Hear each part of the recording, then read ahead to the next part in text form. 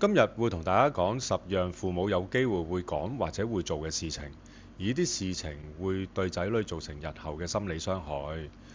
我哋亦都會探討5種自我覺察同埋應對方法。大家好，如果第一次睇呢條頻道嘅朋友，歡迎訂閱，撳埋個鐘仔，有新片出就會通知大家。我叫 Toby，係一位註冊輔導師。呢條頻道我哋會講有關心理學嘅嘢嘅，由焦慮到抑鬱，人與人之間嘅關係，點樣用心理學提升自我表現、自我探索同埋成長。希望分享到一啲實用嘅心理學知識、工具同埋技巧，幫助到自己，亦都可以幫助到所愛嘅人，提升心理健康。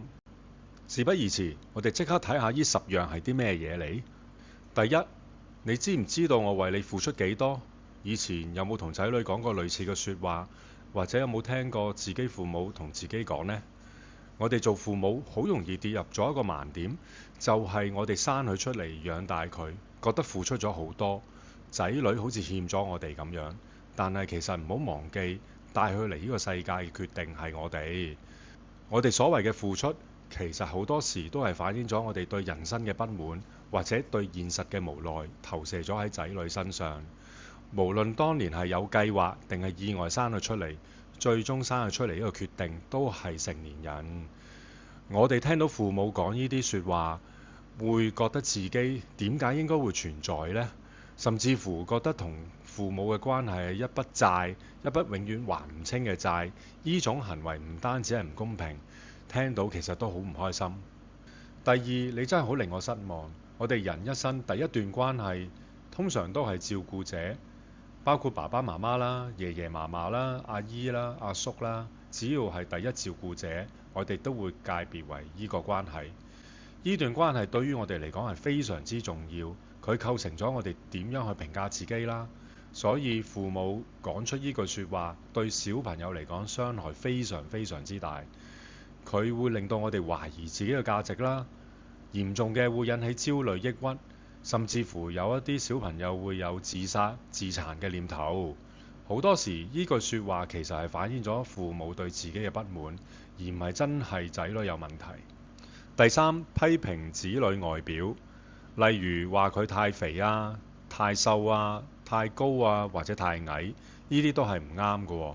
當父母將焦點放喺小朋友身體部分，會令到小朋友開始評價自己，而且日後亦都會容易產生一啲飲食失調啊，或者一啲身體異象嘅障礙。細個時候父母點睇我哋嘅眼光，長大咗之後就係自己睇自己嘅鏡頭。好多時父母咁樣講，其實都係因為佢身上邊有類似形象嘅問題，導致到佢有飲食失調啦，而冇好好處理。反過嚟，佢哋將呢啲焦點或者呢啲焦慮投放咗喺仔女身上。第四，覺得仔女係自己嘅延伸，而唔係一個個體。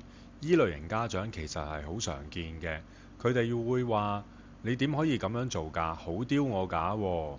甚至乎你咁樣做，我會好冇面㗎。呢啲一切其實都係圍住家長自己嚟轉。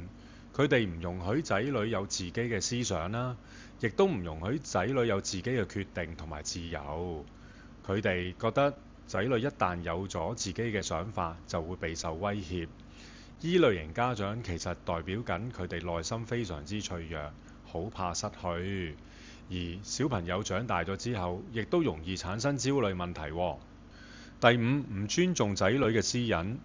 有啲父母好鍾意分享仔女嘅私隱，例如自己個仔幾時戒片啦，又或者自己個女幾時 M 到啦。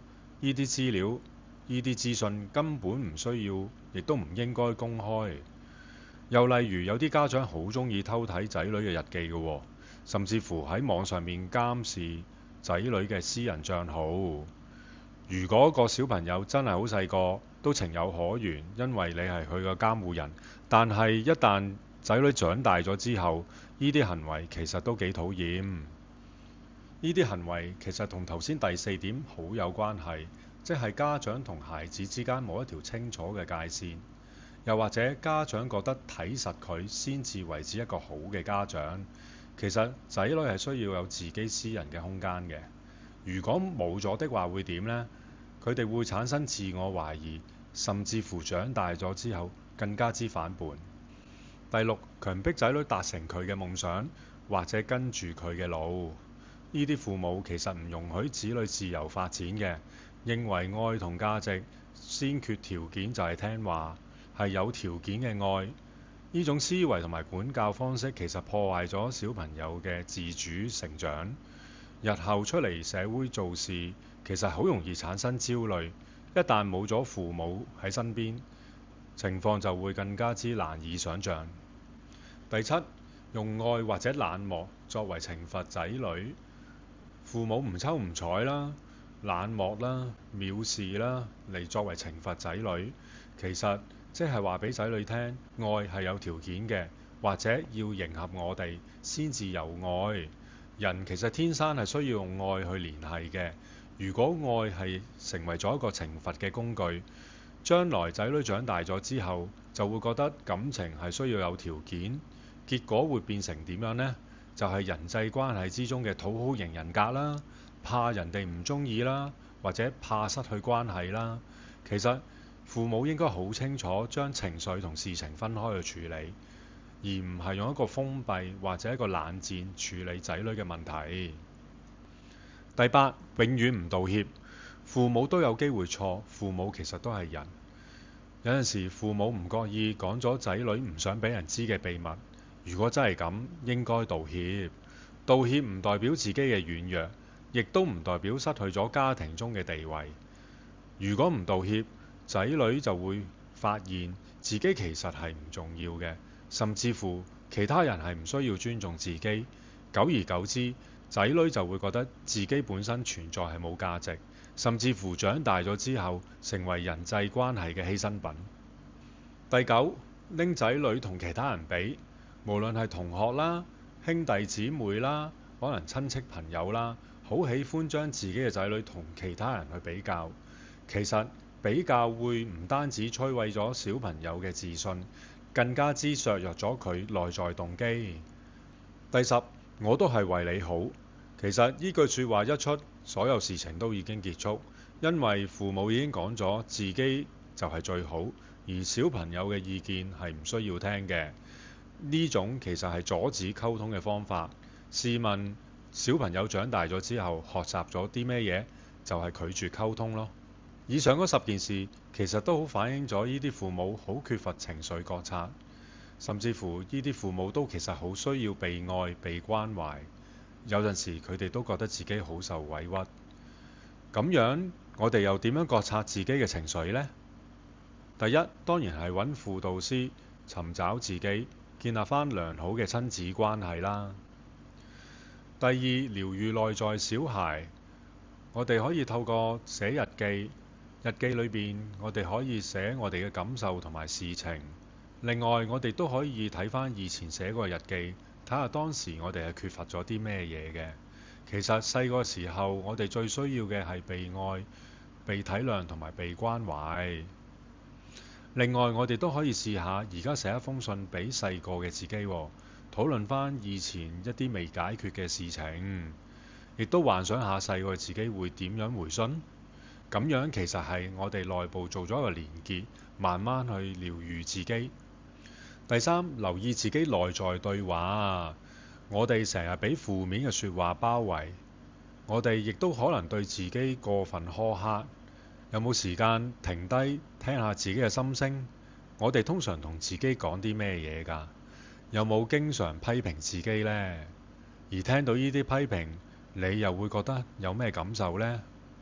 當我哋嘅內在對話聽到好多負面嘅批評，我哋可以試下同自己講：我已經盡咗力啦。又或者下次實得嘅。又可以我今次比上次已經進步咗啦。呢啲其實未必帶嚟即時嘅效果，但係慢慢改變咗我哋內在嘅世界。第四，覺察情緒。如果我哋有啲輕微嘅情緒發生，我哋就係最好嘅時間去了解自己。究竟呢個情緒以前有冇發生過呢？而當時係一啲咩事情呢？今次呢個情緒有冇包括埋之前發生嘅事嘅情緒呢？好多時我哋今日嘅情緒其實往往係累搭咗過去相似嘅經驗。另外，我哋同仔女或者原生家庭父母溝通嘅時候，我都建議我哋嘅説話要包含情緒同事情。呢種表達方式係有效將情緒同埋事情分開。意思呢，就係我哋會接受其他人嘅情緒，但唔代表我同意佢嘅立場，甚至乎佢嘅行為。另外，我哋都要知道我哋今次表達嘅情緒同我哋內心嘅情緒有冇一啲矛盾嘅。例如，我今次明明係覺得無奈，點解我會用憤怒去表達嘅？呢啲矛盾亦都會令到我哋情緒升級。第五，探索自己嘅價值觀。好多時我哋對事情嘅對與錯，其實都係我哋內在嘅價值觀所推動嘅。呢啲價值觀其實係點樣嚟嘅呢？我哋喺爸爸身上學到啊，定係媽媽身上學到呢？定係我哋出到嚟社會之後喺人際關係之中建立嘅呢？而呢啲信號又點樣影響緊我哋親子關係呢？最後記住，我哋控制唔到別人，但係我哋可以控制自己，專注喺自己嘅行為，探索自己嘅情緒，了解自己點解會有呢啲想法，永遠都係一件好事。多啲了解自己，少啲情緒嘅波動。做任何事都要記得安全為先喎。如果你身邊有朋友或者有屋企人受到情緒困擾，當然即刻揾專業人士介入啦。但係都唔好忘記自己自身嘅安全喎。正所謂安全第一啊嘛。希望今日呢條片幫到大家，我哋下條片見，拜拜。